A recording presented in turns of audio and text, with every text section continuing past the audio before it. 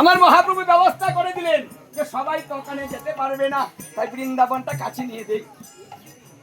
আমাদের ভালোবেসে বৃন্দাবন নিয়ে আসলেন।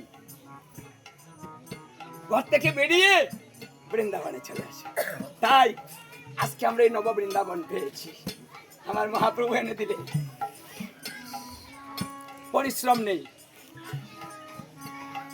পাসপোর্ট নাই, ভিসা লাগাতে হচ্ছে সেই বৃন্দাবন।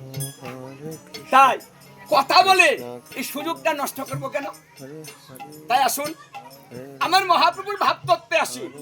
ভাবিতে ভাবিতে তোমার প্রেমের অঙ্কুর হবে, সাধ্য সাধন তত্ত্ব পাইবে সে তবে। চৈতন্য চরিতামৃতে বলছে তুমি ভাবের ঘরে ডুবো। ভাগবতে দশম স্কন্ধে শ্রীকৃষ্ণ ভাবতত্ত্ব শিক্ষা দিয়েছেন। তিনি ভাবুক হতে বলেছেন, হে জীব তোমরা ভাবুক হয়ে যাও, ভাবের ঘরে ডুবো। ভাবিতে ভাবিতে আমার যুগল মূর্তি দর্শন করিতে পারিবে ভাবের ঘরে। রাধে। আর যখন আমার এই যুগল মূর্তি তোমরা দর্শন করতে পারবে, তখন তোমাদের আনন্দে ভরে যাবে। আর সেই আনন্দটা হচ্ছে বিলাস, ভাব, কান্তি, বিলাস। এই তিনটা তত্ত্ব ভাগবতে শ্রীকৃষ্ণ নিজে শিখালেন।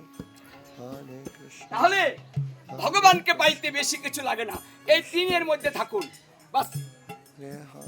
এক সেবার দ্বারাতে কৃষ্ণ দর্শন হয়।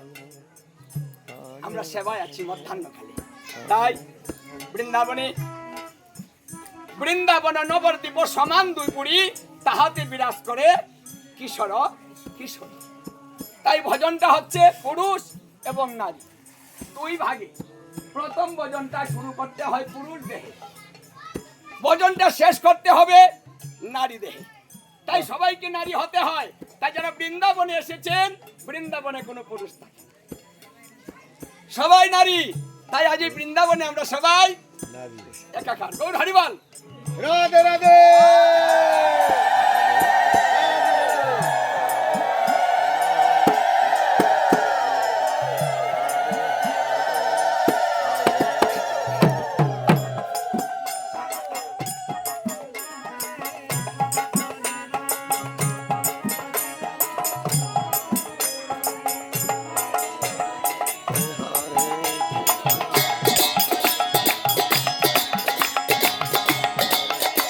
হাত তাহলেই হবে।